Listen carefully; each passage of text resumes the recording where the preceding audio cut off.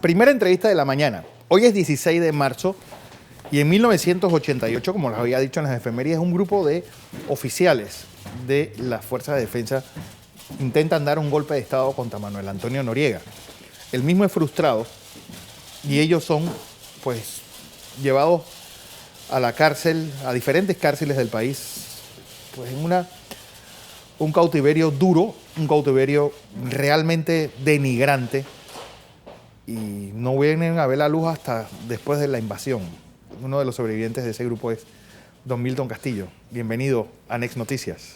Muchas gracias, Fernando. La pregunta es, ¿este golpe cuándo se empieza a fraguar? Fernando, lo cierto es que las condiciones del país deterioradas gravemente por una secuencia de eventos que si tú rápidamente lo revisas te vas a dar cuenta que la muerte del general Torrijos, después de la muerte del general Torrijos... Sí, las elecciones del 84. Las elecciones del 84, después las elecciones del 84... El asesinato de Espadafora. Antes del asesinato de Espadafora, el secuestro del doctor Mauro Zúñiga. Después de esto, la tensión al punto en que la organización médica del país estaba dispuesta a abandonar los cuartos de urgencia del país frente a un atentado de esa naturaleza. Eso es un indicador grave de desbordamiento.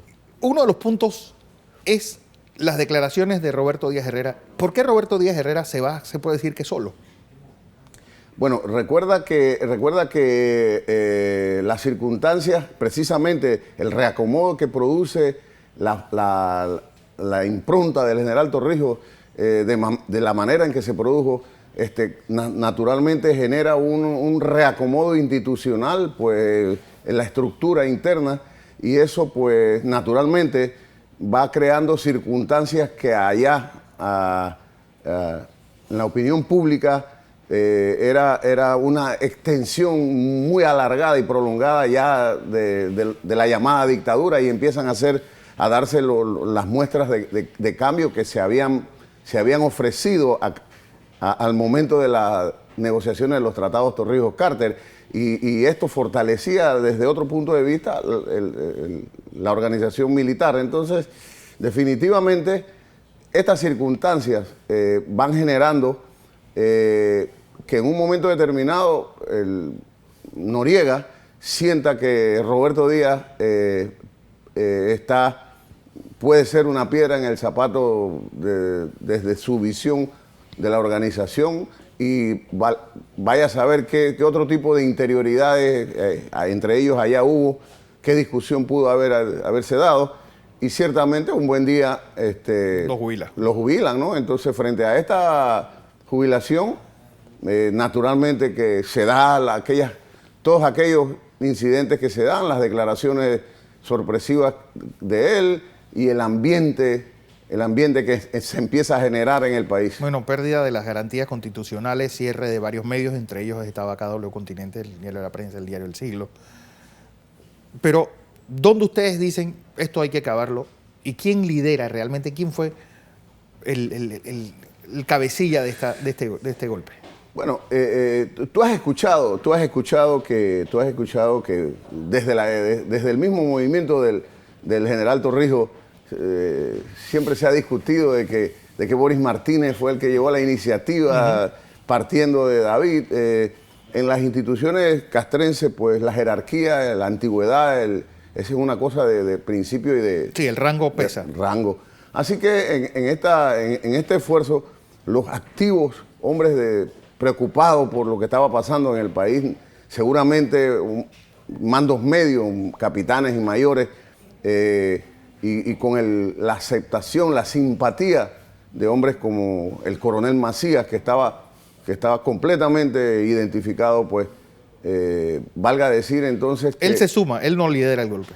Bueno, si lo juzgamos por los acontecimientos, él da un paso llegó el momento y nos las vamos a jugar. Y él entra al cuartel central con unos hombres de la Policía Nacional, y él echa una arenga ahí en la entrada del cuartel central. En esa arenga, pues, En ese momento el comandante Giroldi estaba en la parte alta de la comandancia hablando con el coronel Quesada, hablando con el grupo de compañeros, el mayor Benítez. Ellos estaban hablando con él sobre el desarrollo de los eventos que ya en ese momento estaban dándose.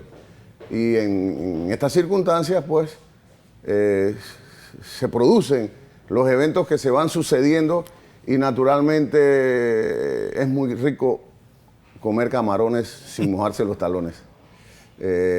Hubieron oficiales del alto mando que al momento en que el coronel Macías le dice, ¿qué pasó contigo? Pues algunos titubearon, se hicieron los embriagados, otros no tuvieron la correa de ese momento para dar el paso y salvar al país de la tragedia que veíamos venir con una tremenda facilidad. Pero, es decir, los que dieron ese golpe se reunieron previamente. ¿Ustedes sabían quiénes estaban participando de ese golpe o era un cabecilla que era el único que tenía las piezas completas? Fernando, es necesario entender que hay cosas que la segregación de información para este tipo de cosas tiene que ser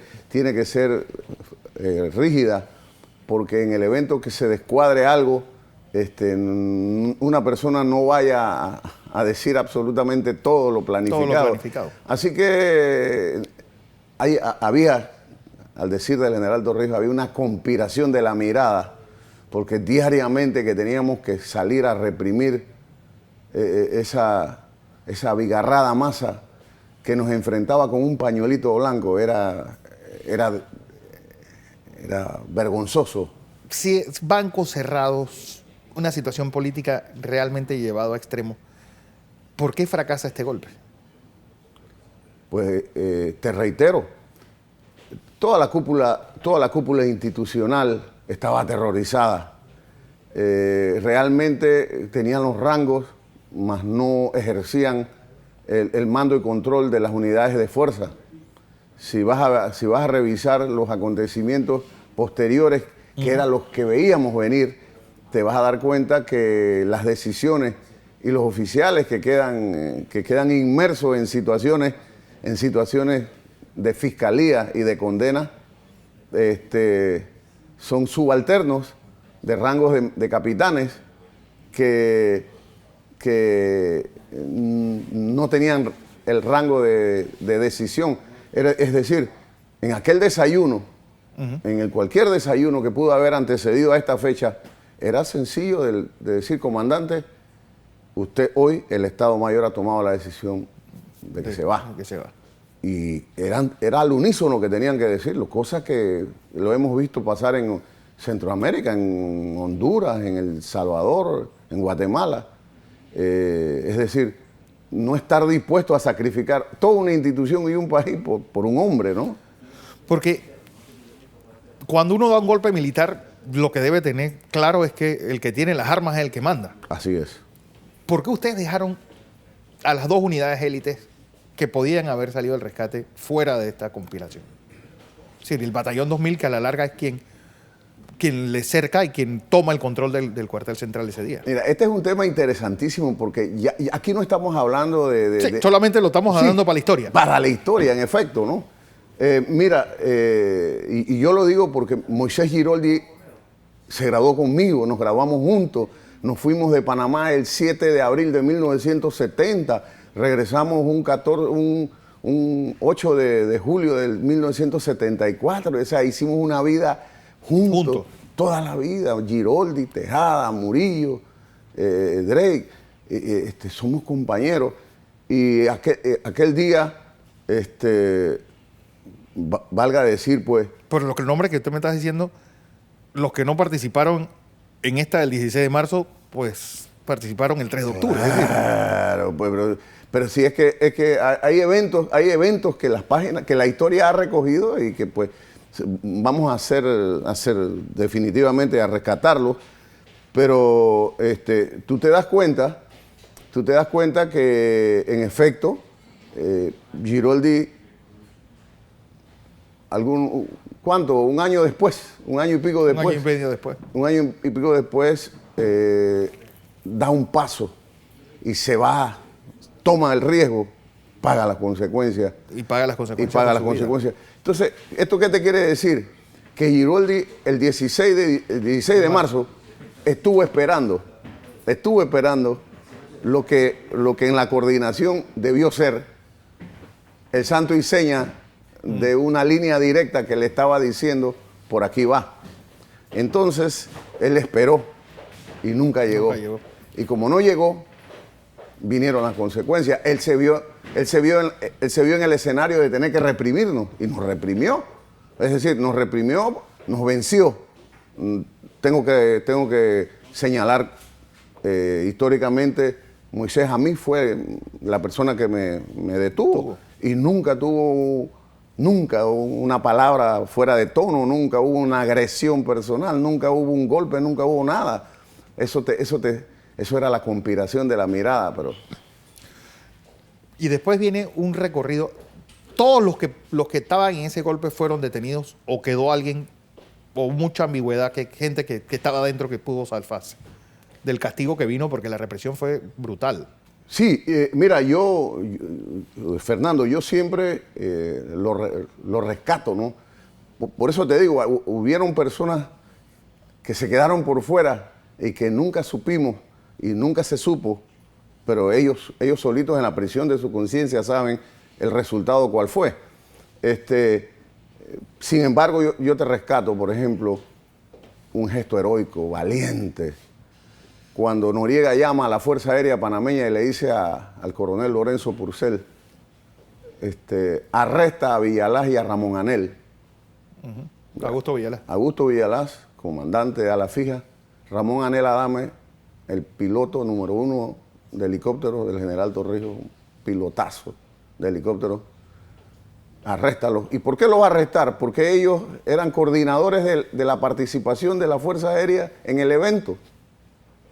Habían estado en los Pumas de Tocumen, hablando con el jefe de los Pumas de Tocumen, el capitán Heracli de Sucre, y en aquel momento, cuando acá en el cuartel central,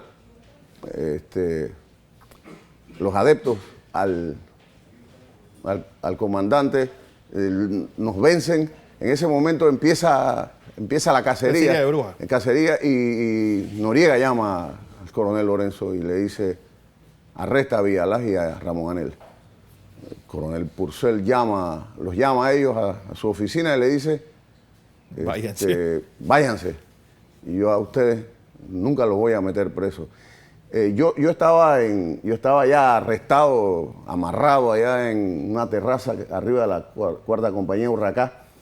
Y recuerdo serían como las 10 de la mañana, cuando aterrizó un helicóptero ahí en la parte lateral de la cancha de frontenis que limitaba con el estadio de Barraza, y ahí aterriza el helicóptero. Del helicóptero baja el coronel Lorenzo Purcell y camina. Recuerdo haberlo visto perfectamente caminando y iba escoltado por 2 hombres fuertemente armados y, lógico, el hombre caminaba erguido a responder por la valiente decisión de salvarle la vida a 2 hombres que seguramente cuál hubiese sido el destino no sabemos. No sabemos. Lo interesante de todo esto es que pues casi 30 años después van a recibir ustedes un reconocimiento por esa gesta. Porque al fin y al cabo fue una gesta en el cual la idea de ustedes era no llegar al suicidio que fue la invasión y el trauma de 1989. Así es. La mayoría de nosotros tuvimos la oportunidad muy cercana de trabajar con el general Torrijos. Teníamos mucha conciencia de sus lineamientos y estábamos perfectamente claros de lo que había dicho, replegarnos a los cuarteles y dar paso a la nueva corriente democratizadora.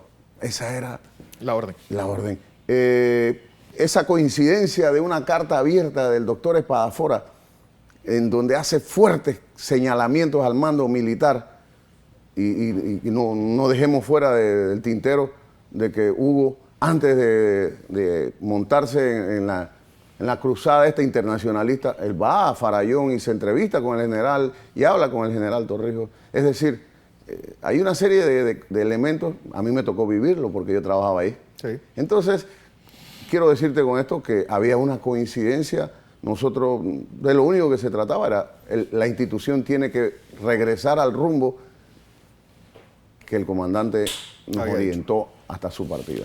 Por último, ¿a Noriega alguno de ustedes ha ido a verlo? Fíjate que no tengo conocimiento de que alguno de nosotros, pero es una cuestión de carácter personal, ¿no? Ya es una cuestión, ya estamos hablando de historia, ¿no? Sí, yo creo que para poder armar este rompecabezas Sí. es la única forma. Es la única forma, sí. Bueno, felicidades a ti y al resto de tus compañeros de armas por esa condecoración que van a recibir mañana, 10 de la mañana, en el Ministerio de Gobierno y Justicia. Así es, Fernando.